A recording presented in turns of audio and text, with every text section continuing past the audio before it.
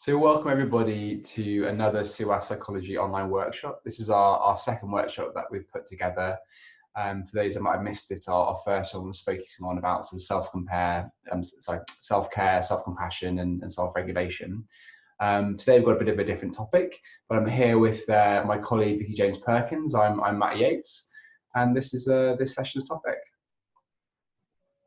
So trauma and brain development, Vic. It's almost kind of the backbone really of everything we do in our work with SEWAS, isn't it? Yeah, I was going to say it's a great place to start because obviously these sessions build on each other, but it's really important to kind of recap or revisit what we understand by trauma and brain development. It's really important for us to just capture that a little bit before we can then kind of best move on with what you do about it, because my guess is you're here because you want to know how to understand and manage your child's behaviour, particularly at these really difficult times during COVID. So this is a helpful place to start, just to gauge where are your kids at and why, in a broad way. And I think so. I really like all this stuff, and I'm also aware that it can feel a bit complicated and overwhelming, but also at times, and hopefully what will come across in this session is that the big kind of broad concepts hopefully will feel something that you can capture and grab onto. And I think what I like most of all is how, whilst this stuff has kind of been known about for quite a while, it's really only maybe say the last, I don't know if you'd agree, but like 10, 15 years that has really come into particularly the role of clinical psychology, and particularly come into the general consciousness in terms of our work with young people, children, and also adults. Yeah. So yeah, should I crack on? Yeah. Okay. So if you saw our session earlier, you may have seen that we spoke about Beacon House. So Beacon House is a service that provides therapeutic services, but they also have a fantastic website. So we really encourage you to go and visit their website. They've got some great resources here. So this slide here is one of the resources that they've created. And this is really helpful because what it basically does is it helps us understand our brains, because our brains are these big, complicated, very, very clever organs that sit in our head. But for our purposes, we can kind of think of them in three broad areas. And this picture here from Beacon House really nicely captures that. So you can see the three areas here. So we've got the yellow bit, which represents the brainstem, the green bit, which represents the limbic brain, and the blue bit, which represents the cortical brain. So what this shows us is how the first part of the brain that starts to develop when we're in the womb is the brainstem, and the next bit that seems to come along is the limbic brain. And whilst kind of when a baby is first born, that might maybe possibly a bit if they're premature, or just generally there might be a bit further development once they're born. But the last bit, the cortical brain, this bit continues to grow and develop until roughly our mid-20s. So kind of when babies are born, they've got that brain, some that limbic brain, and they are primarily kind of, I guess, using that to function.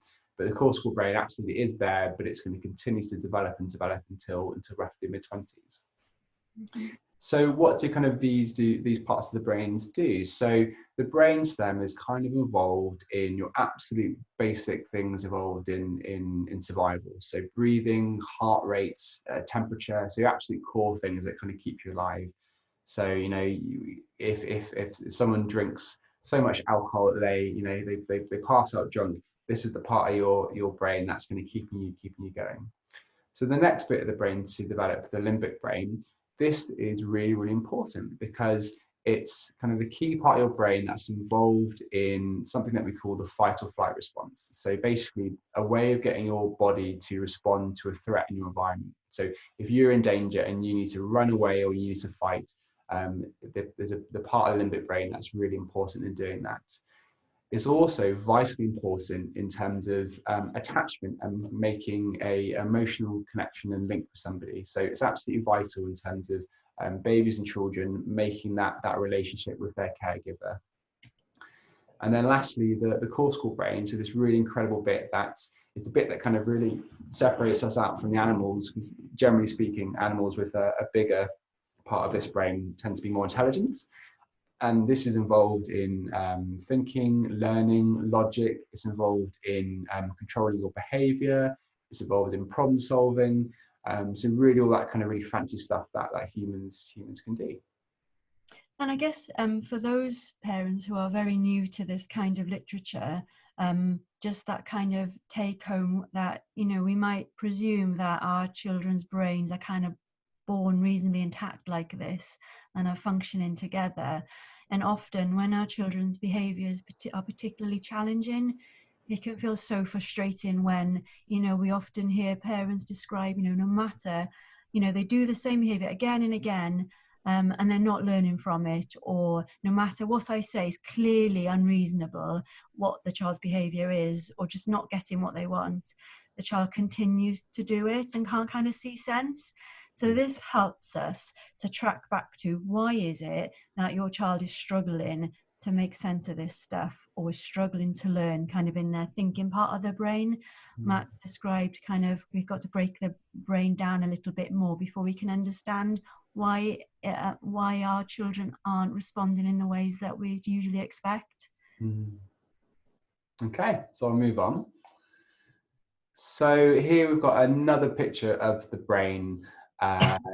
So though it's a different image, it's exactly the same idea in terms of it's breaking it down to the 3 bits. So it's the same image, but slightly different words. So the red to orange bit is the reptilian brain, so that just means the brainstem. The green bit is the limbic brain, and the blue to the purpley bit is the neocortex or the cortical brain. So I apologise that it's different words, but it's the same image essentially. So this, what we have here is kind of what we might call sort of typical development. So basically what this is saying is how if a baby is born into, you know, a relatively safe environment with you know 1 or 2 caregivers that can kind of meet their needs and generally look after them, what that means is that actually that baby's brain has to spend very little resources really developing the survival part of their brain. So because basically the caregivers are looking after them, you know, they're feeding them when they're hungry, they're making sure that if there's a loud noise, they comfort them, they're taken away from danger. The baby's brain is like, oh, do you know what? These caregivers are looking after me. I don't have to spend much of my resources developing that part of my brain. And as you can see, as the upside down triangle kind of goes up, what that therefore means is the baby's brain has got lots and lots of resources left to develop the cognition. So that big fancy bluey purple bit of the brain there, the bit that kind of really helps us grow and learn and develop. So this is kind of what we'd hope for in terms of how baby's brain might develop.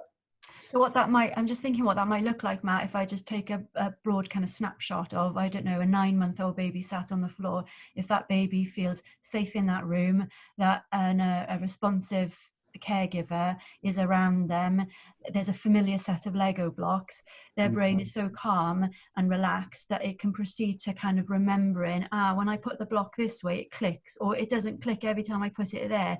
It can kind of really focus on the learning processes that goes on, you know, all the time for babies. But that's one example of how it might go through play. And so when a baby has perceived from their brainstem that their environment and the people and the things around them are safe, they can then proceed to focus on those kinds of information processing. Yeah, that's a lovely illustration of it. And so this is kind of what we think about, this generally what we'd hope for. But what we're actually talking about here is what we might call developmental trauma. So what this kind of illustrates here is actually if a baby, a toddler, a child is instead in environments where it is dangerous, perhaps there's loud, frightening noises. When they cry, somebody doesn't pick them up and work out what's wrong.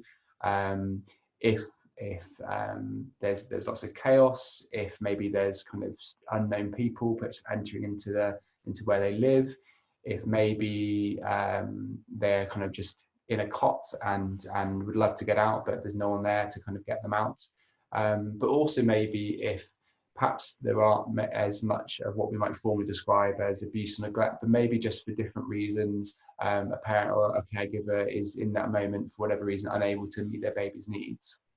I think that's a good point, Matt. And I was just remembering the term developmental trauma we use a lot, but it can be tricky to actually understand what it means. And it's just all those examples you gave where basically, you know, a child's development, particularly from conception, not birth, but just from the point of being conceived to at least, you know, research is showing 3 years is a significant time where they go through so many developmental stages. So the term that developmental is all of those stages in those very first years, and trauma is something either interrupts it or is absent in a way that kind of halts that development or pushes it off track. Or so developmental trauma, if we hold in mind it, is all those small ways in which babies learn and grow have been interrupted in some ways, in a way that's harmful. Yeah. And then, so what this triangle illustrates is how very cleverly, very sensibly, instead, so that more typical development, that baby's brain goes, well, do you know what? Gosh, my environment is dangerous. My needs aren't met. There's peculiar people. When I cry, I don't get picked up. So instead, it puts all that energy into really growing the survival parts of the brain and really having to focus on regulating itself. And therefore, what that means is there's much less resources left to help grow and develop the cognitive part of the brain. So it makes real sense, because in that moment, for that baby, that's less useful to it. In that moment, that baby, to keep itself alive, to keep itself safe, it needs to be trying to develop the part of the brain to help keep it alive, to help it survive. So if we take that example of the child who'd had a safe enough start, a 9-month-old sitting on the floor with some Lego blocks in front of them, for a child who hasn't had those things, those safe starts, that child will be alert to, first of all, is this room safe? Is there safety here? So as Matt was describing, in environments where there's been unpredictable or fleeting moments where you hear shouting and people being hurt or unsafe, so that a baby will be spending a lot of time listening out for that. Or even, will my caregiver come back into this room? So a baby who might have been left for periods of time, that baby will be super alert to, where's my caregiver? Where are they? Are they out of the room? Are they coming back in? What can I hear? A baby who perhaps hasn't had enough kind of early experiences with safe play. So in this moment, of course, this 9-month-old baby is working very, very hard at gauging lots of things around us, which we just take for granted are safe when in a good enough start. So no wonder they won't be able to progress to working out how quite to fit the Lego block together and proceed with that learning stuff, the learning brain, because they're working so hard to keep checking their basic survival's okay. So that's just one very small, tiny example, but over time, you can see how this kind of, this triangle kind of profile begins to grow if that's their experience repeatedly. So how they learn to hold a knife and fork or play or interact are going to be all shaped by this. So yeah, it just shows you how we can really now see how the early experiences can really significantly impact how the brain develops. So what this can often lead to is, I've got here another slide that's a lovely image from Beacon House, is what we sort of call the survival loop. So what happens here is, because of the circumstances we've just described, because that brain has learned actually it's best to stay in that survival mode for as long as possible, to really be hyper alert to danger. What that kind of then sets up is a bit of this sort of loop. So you're hyper alert to danger. Then regardless of whether it's like a normal cue or a danger cue, so regardless of whether it is a bang over there, which is actually, you know, somebody charging for the door angrily, or maybe it's just someone's just accidentally, you know, dropped a pan. Suddenly you get that big massive cue. The brain's like, oh my goodness, hang on a second, what was that? And what the brain therefore uses is what we call the fight, flight, freeze, or flop response. So we'll talk more about these in a second here. So all of these are bits involved in that limbic brain. So the bit that's basically keyed up to respond to threats in our environment to keep us safe. So you may have heard of fight, flight before. Often freeze and flop are a bit less familiar to people. But if I just give like a really brief illustration, so all of these are a way of attempting to survive a dangerous situation. So if maybe Vicky, you and I, we were walking around, and there was a bear there. Bear jumped out the bushes, and maybe we had some of our friends with us. And you know what? On the floor there were some sharp sticks. We could pick them up and we could group together. We go, I'm going to take you on, bear, and we could fight. We could attack that bear. So we could use adrenaline to fuel our body to fight that bear off, and maybe hopefully that bear will turn around and run away. But instead, maybe it was just you and I, and it's 2020. We haven't got sharp weapons or things to attack. We'd instead perhaps use that adrenaline to fuel us to run away as fast as we can. So you and I would turn around, put all of our energy into our arms and legs, and would leg it as fast as we could back to our safety of our homes. Alternatively, maybe if, say, that bear was still there and we were sort of just enough behind a bush and maybe the bear hadn't spotted us just yet, it might actually be a really useful survival strategy to freeze, because if we freeze and we don't move at all, maybe that bear won't see us and it'll walk on by and we'll be safe. But then lastly, let's say the bear does get us and the bear is going to attack us. So our final mechanism we have to attempt and keep ourselves safe, so that's actually our oldest survival mechanism, is flop. And what that basically means is the body actually shuts down. So actually our heart rate drops, our breathing drops, we actually lose muscle tone, so we actually might potentially faint. And this idea of how perhaps if that bear thinks that we're dead, he would much rather eat a nice living clinical psychologist. If he thinks that we're dead, he might kind of move on and just leave us be. So fight, flight, freeze, and flop. Mm-hmm. So lastly, what that therefore means is when we're in that survival mode, so that fight, flight, freeze, or flop, it makes complete sense that our brain is thinking there is no point in us paying attention to being nurtured or accessing information, because in that moment it just needs to be in that survival state. So very sensibly, it's like, actually no, we're just going to be in fight, flight, freeze, flop. We're not going to absorb that nurture or information. But this then keeps this loop, so it just kind of goes round and round and round and round. And this is so often what we see with children that we work with in SEWAS. And I guess it's important to say that, of course, your children now are not in danger when the door slams. It's because the wind blew, because that door's in that place. So it can be tricky to kind of gauge that they're still acting as if it was that danger place. And we'll go on to talk about how those kind of blueprints get set for our kids. But I guess just to say that sometimes parents, this can be frustrating in that they are safe, and there's an implication that you're not making it safe for your child. That's absolutely not what we're saying. You're right, that they are safe, and that's what's the frustrating thing is you can't seem to help them understand that. And I guess this is about appreciating that in from a neurological level, they are responding, they're still preempting and experiencing things as if they weren't. So we've got to kind of appreciate, engage that that's the part of their brain they're functioning from, and we'll go on to see how we know they're functioning from that part of their brain before we can then think about how do we best help them neurologically, because just talking about the stuff isn't going in at that point. Yeah. Okay. So starting with fight. So how it might look in your child. So it's really important that the next few slides we have here and the various bullet points, they're not exhaustive. They're not just saying that it definitely has to be one of these things. It's just kind of a collection of things of how it might look. And it can be a mix of them all at different times, can't it, Matt? It's just a helpful way of categorizing sometimes. They're in their survival brain right now. Yeah. So as it says there, so being hot and bothered, being aggressive, being angry, being controlling, being demanding. Defiant can be one as well, can't it? Absolutely. So it just may well suggest that actually in that moment that child is in their survival brain and they're really in that fight mode. They're in that mode to attack that bear.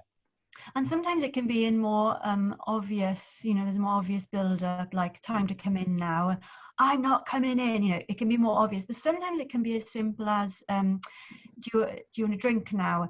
It can kind of come out of the blue, can't it? That kind of fight instinct. So it can show itself in different ways and in unpredictable ways at times.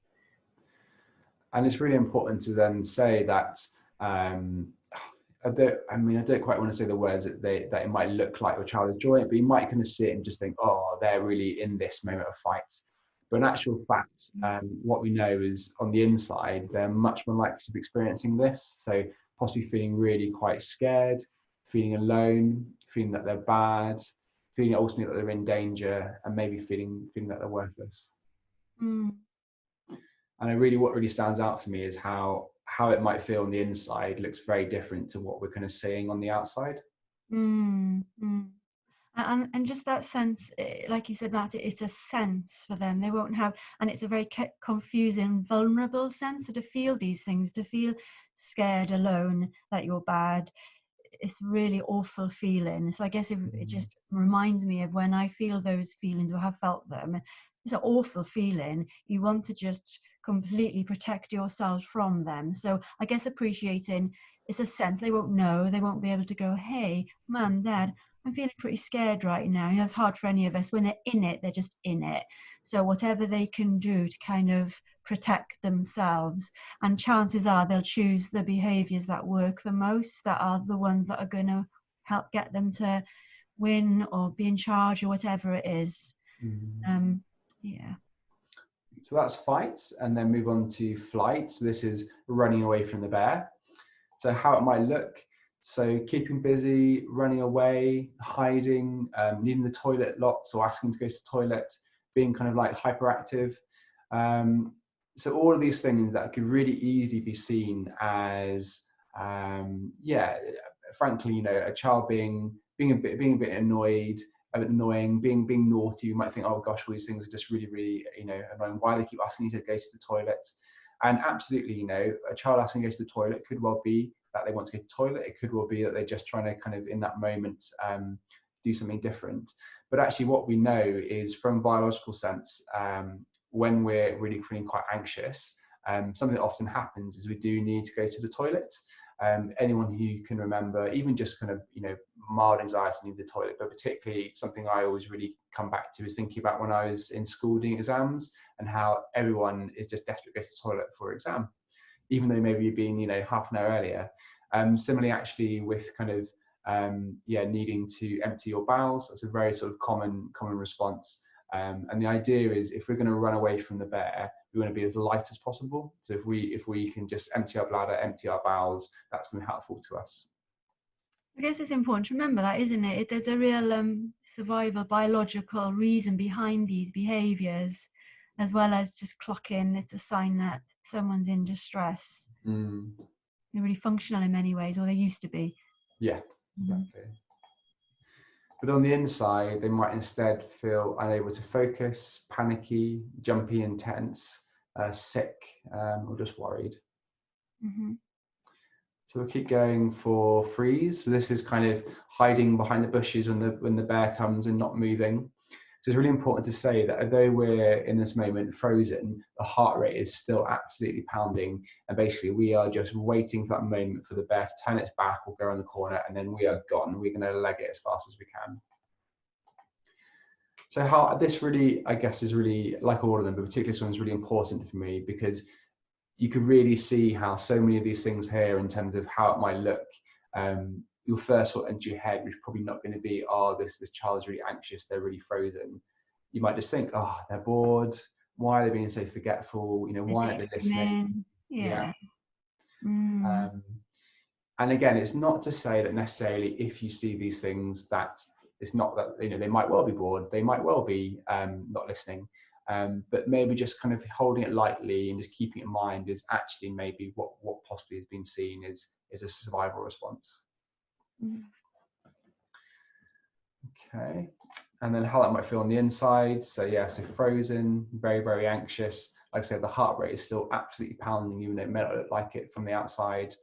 Yeah, maybe feeling very disconnected in that moment. And then lastly, flop. So how it might look. So it might be that the child, just seems a bit withdrawn. Maybe they're a bit quieter than normal. A really important one to pick out there is actually being compliant. So although maybe particularly in, say, a school setting, we might think, oh, great, that kid has been quiet, they're doing as they're told, it actually might suggest that they really are in such a survival mode that actually they just have to be really passive and really compliant and really, really quiet. Because it isn't at a moment is they're just in such a state that actually that's kind of the safest thing for them to do. I guess it's remembering, not that we might ever know, but these strategies, the survival responses, will have been developed over and over in those early experiences to have been effective for them, for that child. So these are strategies, whilst on the surface of now aren't they're not necessary. They don't seem to be working. They seem to be quite disproportionate to what's happened. This will have been very well used, well drawn on strategies that would have at times literally helped them to live, to survive. So whatever your child go-to survival strategies are, chances are that would have worked very well for them early on. And the brain, like I said, the brain is really, really clever, because the brain is basically doing all these things to survive. So physically, if the child survives, the brain goes, well, that was a great strategy. Let's make sure we do that again next time. So how that may feel for the child is, the body may go very, very floppy. So actually may almost kind of find it hard to hold themselves upright. They might find it really difficult to think, feel very tired, worn out. And that one at the bottom there, so gone. So that really captures how, although physically they might be in the room with you, it's almost as if they're somewhere else in their head. And it's just important to mind that you might kind of look at that and think, oh gosh, they're just daydreaming, or maybe they're imagining something.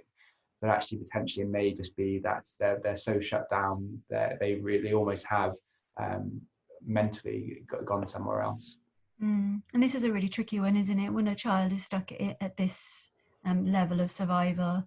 And sometimes when a child begins to experience real felt safety with an adoptive family, once they can start coming from this survival state, we would often expect to see them move into more fight, flight, freeze, which is a more of an adaptive again strategy. So I guess just to say, sometimes these states can kind of develop, particularly from flop, which is what we'd expect. It's like a body coming alive again to respond to threat in a way that is more adaptive. So there's so many sort of key people that we draw on when we work in SEWAS, and yet another one of them is Dan Siegel, and he kind of presented a number of years ago a really lovely way of us kind of helping make sense of those three parts of the brain by using the hand model. So as you can see here on the slide, what we demonstrate is if you hold up your hand like this, and you almost kind of like just trace your finger on your wrist here, this sort of represents the brainstem. So the first bit of the brain to develop in the womb. And then the next bit to develop is our limbic brain. So you take your thumb and you put it in the middle of your hand. So brainstem, limbic brain. And then if you take the rest of your fingers and you put them over the top like that, that kind of looks a bit like a brain. So these fingers over the top, this is the cortical brain. And this lovely idea from Dan Siegel that effectively, when you're in your survival mode, you essentially flip your lid, so the cortical part of the brain goes essentially offline. And what you're left with, you're left with the limbic brain and the brainstem. Now, these bits of the brain are absolutely fantastic at getting you in survival mode. They're absolutely fantastic at getting you away from the danger and attacking the danger, essentially at helping you to survive. But they're much less effective at, say, if you're in the classroom, teachers wanting to learn something. If you're crossing the road I'll scrap that example, but much less effective, say, if you're an adult and an unexpected bill comes through the door. It's much less helpful when maybe you're in a job interview and you're stuck in your survival mode. But this is basically us as human beings. We have developed to have this brain that when things go wrong or under threat, it goes ping, it flips its lid, and this is what we're left with. Now, these still do have like a really, really important part to play in modern day life. You know, if you are in the road and a car's coming, you want to be able to jump out the way. So you need this part of the brain just to make you get out the way. If you were using this bit of the brain, if you were there thinking, oh, I think that car is red, it's probably moving at about 40 miles an hour, can I see the registration plate? You're going to be dead. You're going to get run over. So actually in that moment, it still was useful to have this part of the brain.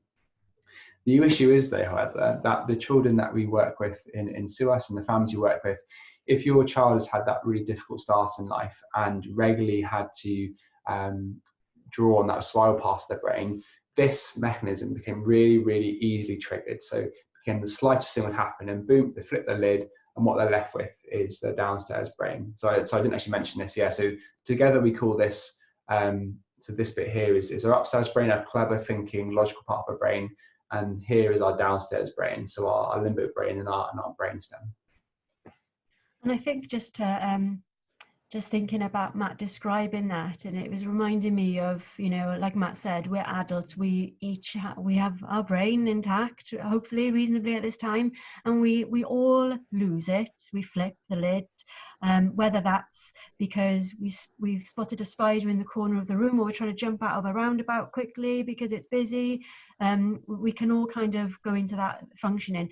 As a parent, particularly of a child who's experienced trauma and living through lockdown and all these stresses, my guess is we're flipping our lids even more than usual, and that's to appreciate that's hard as an adult, as a, you know, a fully grown brain with a reasonably robust kind of connection. And what I guess it was reminding me while Matt's talking is that first of all, children who have had safe enough starts, their ability to control that is even more compromised because it's not as well practiced as ours. This bit is still, the upstairs part of their brain is still growing. It's not as big as ours yet. So children anyway are going to find this harder than we do, and it's hard enough for us anyway. But children who've experienced those trauma experiences, that's going to be even harder. This will be less developed yet. The connection will be less practiced.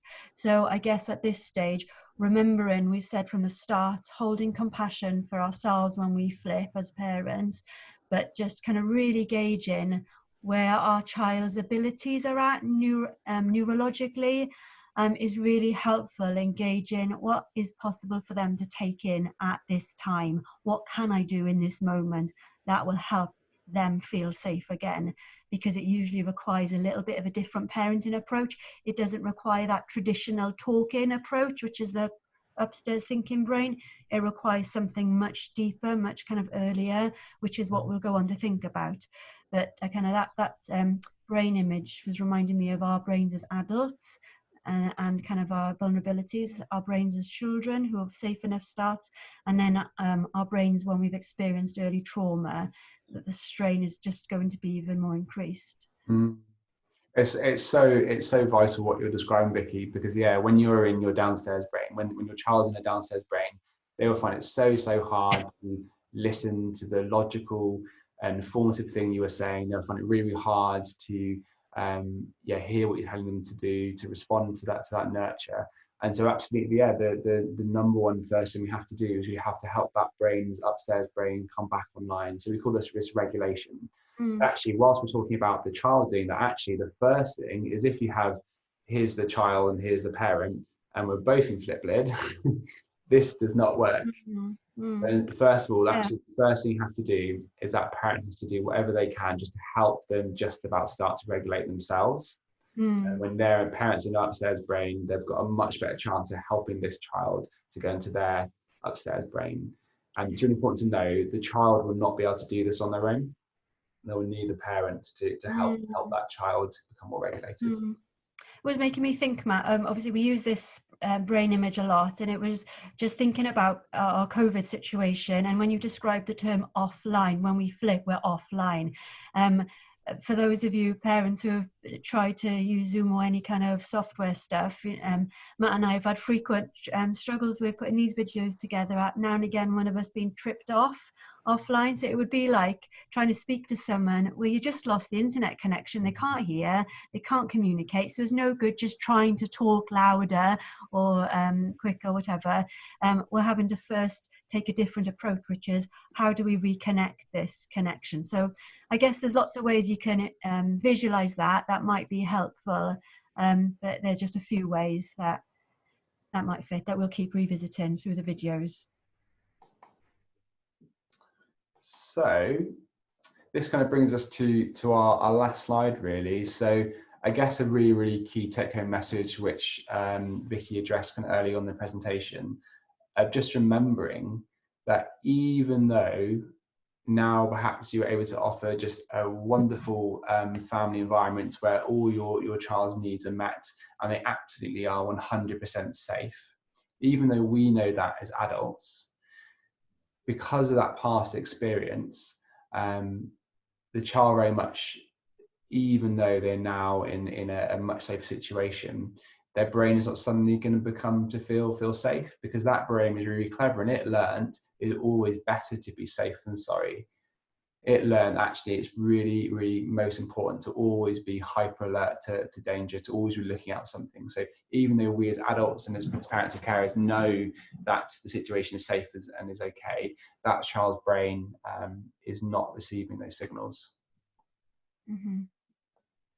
And I guess that I'm just trying to remember that as adults, if any of us have had, and just thinking of an example of perhaps a trauma instance. So if you've driven down the same road for 2 years and it's always been fine, and then the one day somebody comes from the side and smashes into you just that once, every time you go down that road, there will be a very clever part of your physiology that will always be alert when you get to that part of the road. So even if a child, your children will have had varying extents and durations and levels of traumas, but I guess just appreciating that even sometimes the trauma in itself is a kind of an overwhelming sense of terror and out of controlness and threat to your life, and sense of self.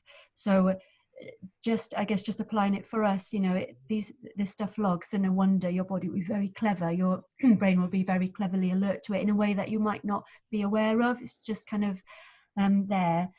And again, it doesn't imply that you're not making that safe at all. It's just appreciating of how our bodies work and survive in very clever ways before we can think about what helps them in moving forward to feel safe. Fantastic. So that brings us to the end of this online session. So we hope you enjoyed it, and hopefully we'll have some more for you soon. Bye. Bye.